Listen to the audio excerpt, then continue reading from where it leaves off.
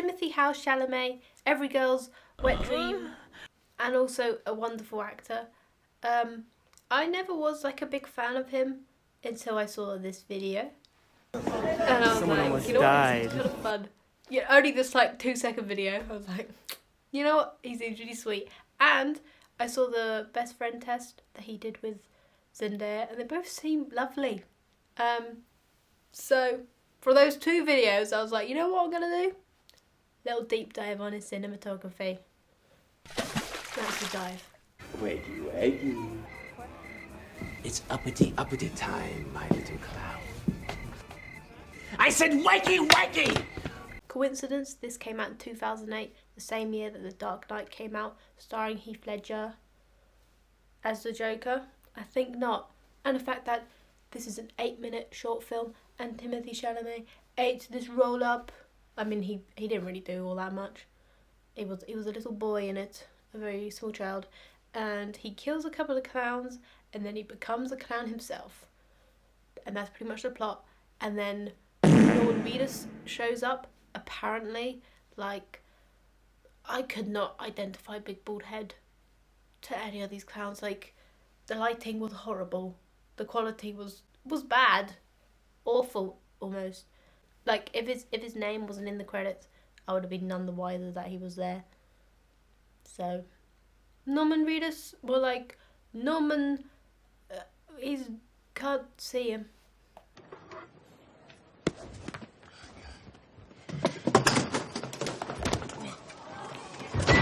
I don't know much about American football. All I look at it and I think, looks like rugby. But I'm pretty sure you can't be built like a froob and make it onto the team. Like, Ansel Elgort, kind of passable as a football player. Timothée Chalamet, the absolute stick bug of the entertainment industry, I don't think he's going to be on the football team. He'll be snapped in two within 2 seconds. But yeah, this film was garbage. Not good. Chalamet only has like a little fight scene. Again, why are they getting this skinny little kid fighting people and being on the foot? Like, so unrealistic. But yeah, he has like one fight scene and one line, maybe 2 lines if he was lucky. And yeah, it's just really bad. Dean Norris was in it. So maybe he can only be in things related to bad. Triple threat, one handy. I'm pretty sure this is what Timothy was like pre, I don't know, star phase. Like, before he was like proper big actor, I feel like this role is basically who he is as a person, or was, or maybe still is as a person. Like, other than the best friend test video I've seen like barely any interviews of him, but I did see his role in Don't Look Up. I've seen statistics, and I've seen this little bit on SNL with Pete Davidson, and this role is exactly that. Like, he was method acting or something. He was wearing cargo shorts, bandana, and a hat, a bandana and a hat, 2 headwears, and you're telling me that's not what he was just wearing when he rocked up on set? Like, I see that man wearing that from day to day, or used to wear that day to day. The film was about like spinning signs and that, like Timmy has a mate and they spin signs, which I think is a very American thing. And yeah, a MILF gets shot in the arse and Chalamet gets roadkill chucked on him. So, the perfect film. Here, let's go. What about the flat tire? Out of this 3-hour film, Chalamet only had like 10 minutes screen time, and he killed it. How else are we meant to know that there was going to be a flat tire? Yeah, I don't even know why we're including this film. Such a small role. But you got to think, like, having been in like a Nolan film, that must have like propelled his career in some way, you know? Like, having that on your resume, Nolan film, Spinners, Nolan film, that must have been like, okay, he's done something cool. It's Miss Gomez, she got a divorce. Just hide behind the Mexican lady's bush, Sam. Why can't I just walk ahead of you and go to school? Because if Rita rides the tard cart, I don't want to walk the rest of the way to school alone. I guess being in a Nolan film does not help you in any way, shape or form. Worst Friends was the worst film I've seen in my life. Every character in this film sucked. There was a guy who was like meant to be like the hated character. So like everyone else around him seemed okay, but he was like the absolute scum of the earth, right? And his friend is meant to be the one you're meant to like, I think. And I didn't like any of them.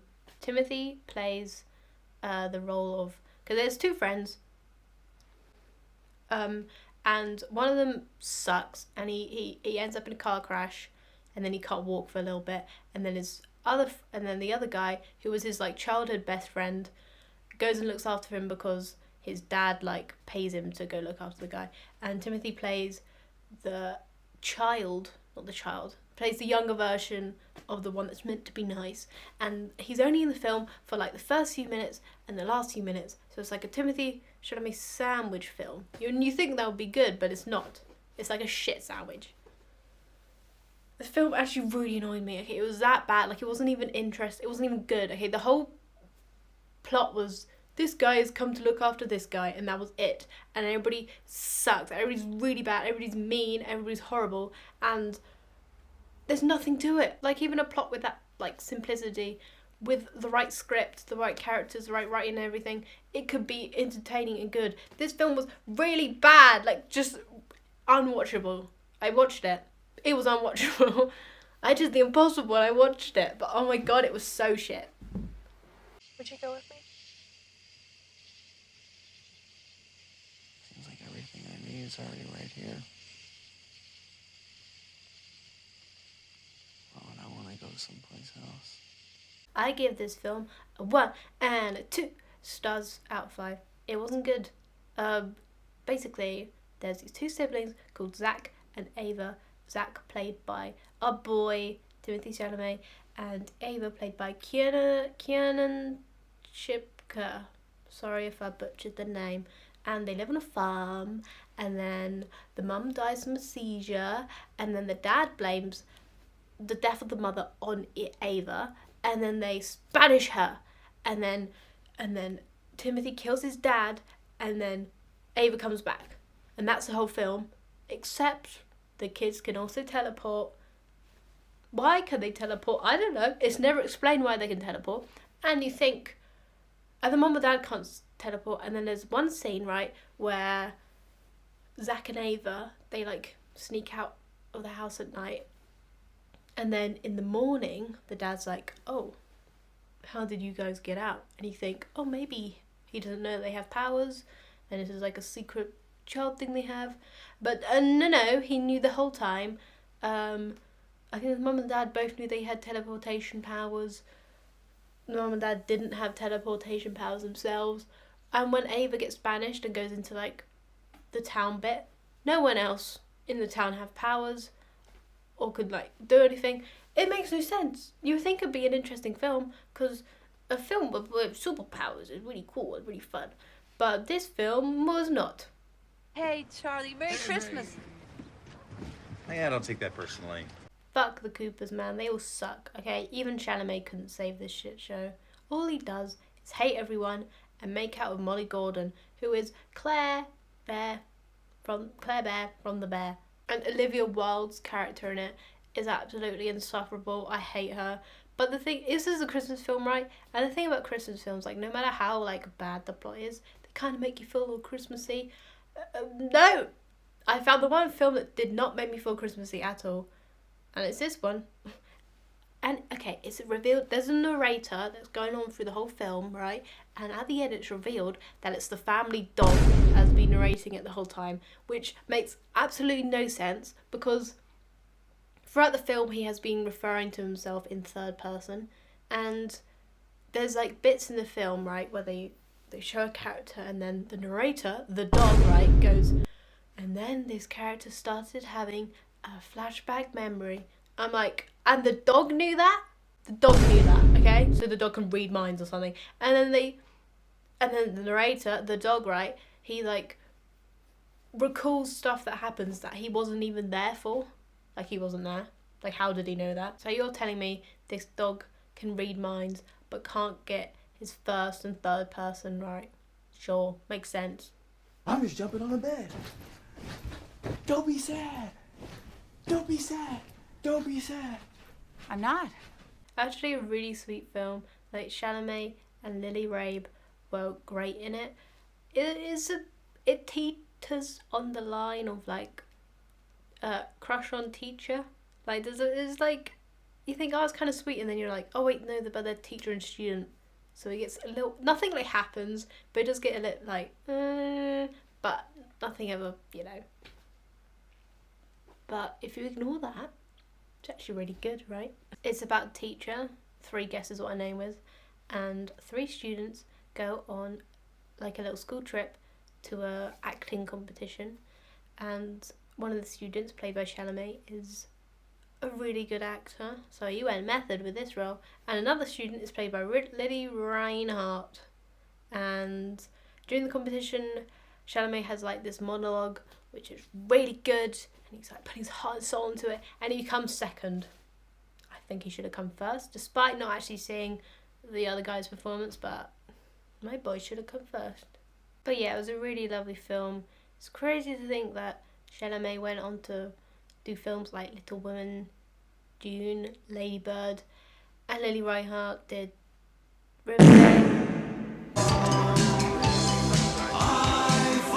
Is the cinematography good, or was it just shot in one of the most beautiful places on earth and shot the most beautiful guy on earth?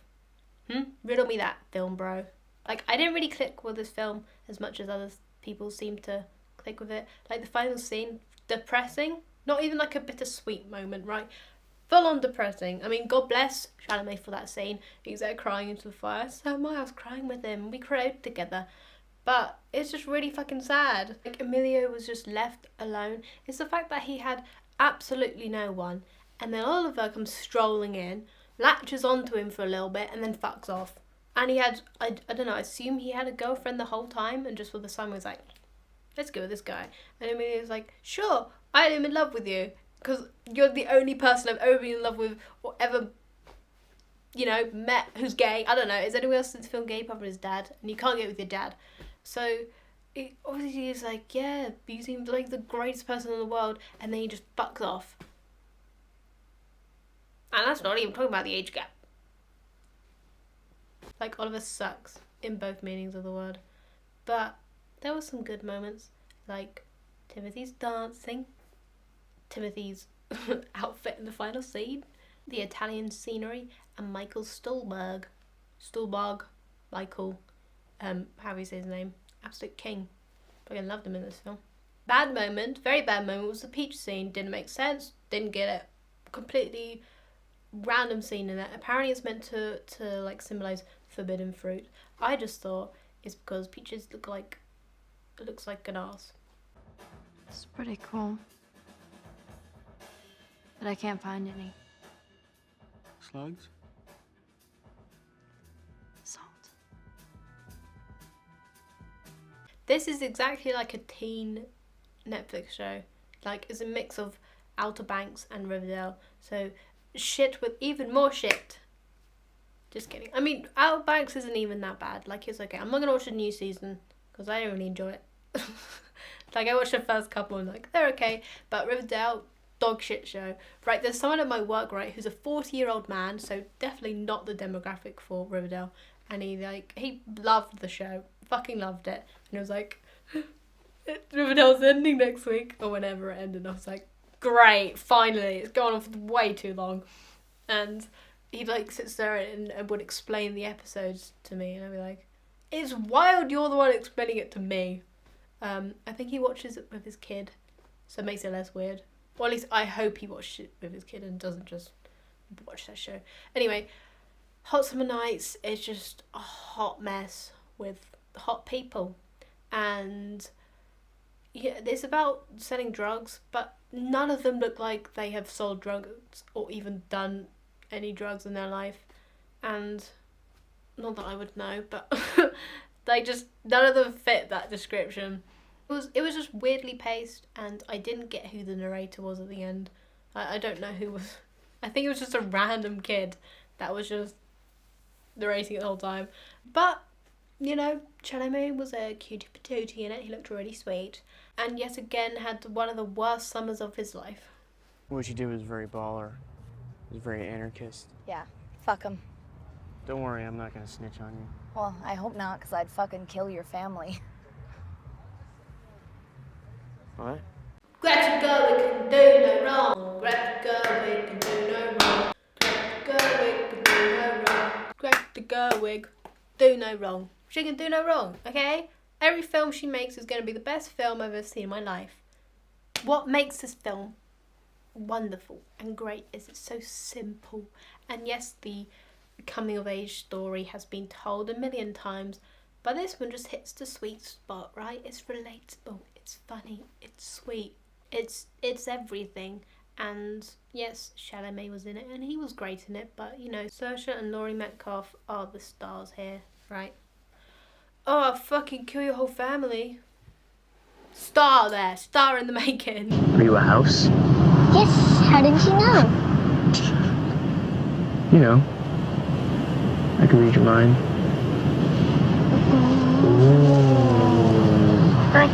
I don't know if this is Steve Carell's only series. I mean, I don't know if Despicable Me and this is Steve Carell's only serious roles, but he was a gem in this. I loved it. He should do more dramatic stuff, you know? And people are saying that Chalamet is a beautiful boy, but I'm seeing Stevie. Aww. The whole film was Steve just saying, hey, don't do drugs, and then Timothy does drugs, and then denies doing drugs, and then Steve goes, hey, don't do drugs, and then Timothy does drugs, and then denies doing drugs. So it's a vicious cycle, and I feel like that's what a lot of the negative reviews are about, which is like fair, because it can get like predictable or boring perchance, but I think it depicts addiction pretty accurately. Like, it is a continuous thing.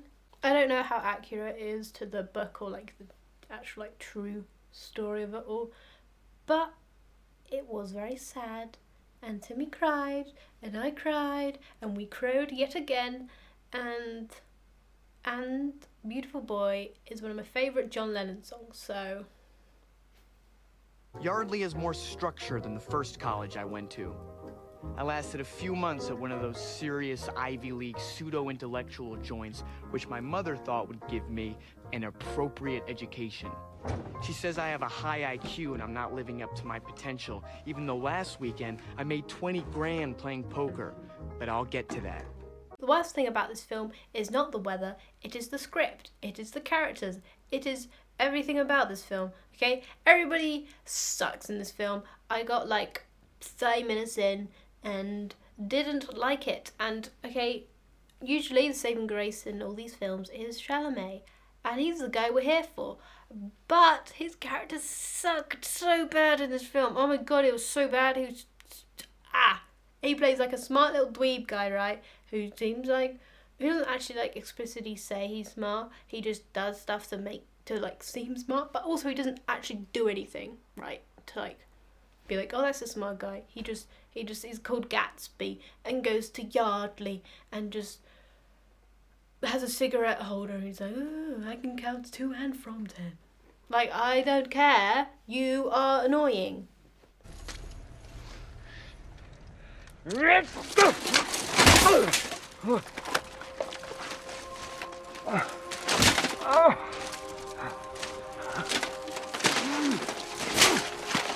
can't really remember what happened in this film, and I am not going to rewatch it. Fight me. But I do remember that Robert Pattinson repeatedly stopped over the world, and I was like, that's kind of funny. But it did bring together Chalamet and Lee Rose Depp, showing that his love for Nepo babies have always run true. I wouldn't, all Yes, right? you would, Joe. Look at me. I'm homely and I'm awkward and I I'm love you, odd. Joe. And you'd be ashamed of me. I love you, Joe. And we would quarrel because we can't help it even now. Perfect film, can't fault it. The fact that Chalamet has been in a Wes Anderson film and multiple Greta Gerwig films shows that he is, in fact, the greatest actor in the whole entire world.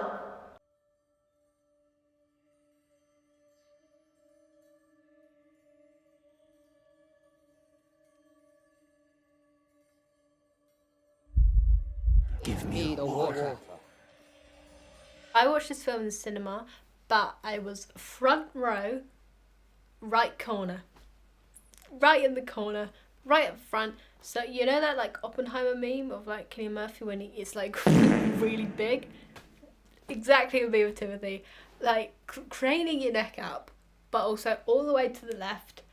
And his face being that huge, like no one's face should be that big. Like I love going to the cinema. Big screen, great. But there's like a point where it doesn't have to be that big. And you also don't have to go if the only seat is at the front row. But you want to, so you go anyway. Seeing a face that, especially a face that looks like that, especially such a beautiful, beautiful face, projected like bigger than your whole self, bigger than the room. Like his face is that big, but the vibe it gave off was even bigger. Like that changes you. But it was a great film. I really enjoyed it. And I can't wait for Dune 2. And I can't wait to see Austin Butler be bald. What are you most looking forward to in Dune 2? A giant worm or a giant bald head? I fucking love fingerling potatoes. Worst thing about Sully is not that he ate people or that he killed Lee or, you know, Timothée Chalamet to the real world. But it's the fact that he had a tiny little plaited rat tail that would make a sneaky appearance at random times. Okay, it was disgusting. So chow down on that dying woman, but do not show me your tiny little rat tail. Scariest part of the film, the most disgusting part of this film was your tiny little rat tail. And it's not that it was all creepy and weird. You can be fine. I would have got past the creepiness if not for your tiny little fucking piece of hair. But yeah, it's actually quite good. Would be kind of sweet if not for the cannibalism bit. It kind of reminded me of Zombieland, you know, like a road trip film, but like less funny, obviously. And it was set in America, so maybe that's just what it's like in America. I don't know what you guys eat over there. Other people, the fact that the director, I know what the director is. I'm just not gonna bother pronouncing his name, but the fact that he managed to blend like romance and horror, especially something like cannibalism, together into a film that actually worked really well and that blended both the genres really well. Like you showed the horribleness of cannibalism and the fact that cannibals can smell each other out or something. Is that true? I don't know why they could smell each other. And romance, there's like a coming of age, really sweet relationship that happened. And they also ate people. It was actually kind of nice, you know? It's the first film that Timothée has been a producer on, and I hope it's the first of many. Quiet up and listen down. Nope, scratch that, reverse it. Okay, I know this film hasn't come out, but I'm really fucking excited for it, okay? A lot of criticism for Chalamet is that he won't be whimsy enough for the role, and I get that. Like, on the whimsical scale, I feel like he falls pretty low down on it. But, you know, a lot of actors, they want to switch up their kind of discography. Like, he does a lot of dramatic roles, and he's great in them, so maybe he just wants to be a silly little goose. Let him be a silly goose. Who's going to stop him? We haven't stopped him. He's in it, okay? It's too late now anyway, so don't complain. You haven't seen the film yet, okay? Those people are like, it's going to be bad. Don't have expectations it's going to be bad, because then in your head when you're watching, you're like, this is going to be bad. Go into a film thinking it's going to be the best thing you've ever seen in your goddamn life. And then at the end make a choice to be like, I actually know it was bad. I'm looking forward to this film, okay? I can't wait. It's coming out in Christmas, so it's already the most exciting time of the year, and a really good film's coming out, and the cast is stacked, okay? It's got Matthew Bainton in it, the love of my life, the love of my childhood life, you know? It's gonna be good. I don't care if he's making chocolate, of course. Scratch that, reverse it. That's what I'm gonna do at the end of the film, because I want to rewatch it. But in reverse, I don't know. I'm looking forward to it, okay? And if you're not, your opinion's wrong. My opinion's right. You know why? Because I've got a turtleneck on and glasses. I look sophisticated enough that my opinion is worth more than yours because I'm wearing a turtleneck. The worst thing about Chalamet seems to be his taste in women. I'm kidding. I don't have anything against Kylie Jenner. If anything, I have no opinion on her. Like, all I've seen is that a chicken? And rise and shine. And from those two clips, I think she's wonderful. But yeah, I would happily, proudly say that I'm a Chalamet fan. I think he's a great actor and a great man, one of the greatest, and he will go down in history. I can't wait for Dune 2. I can't wait for Wonka. I can't wait for whatever else he has going on. That's gonna come out, you know? He seems lovely. Stan Chalamet. Ciao. Statistic, yep. Statistic, yep. Statistic, yep. Statistic, yep.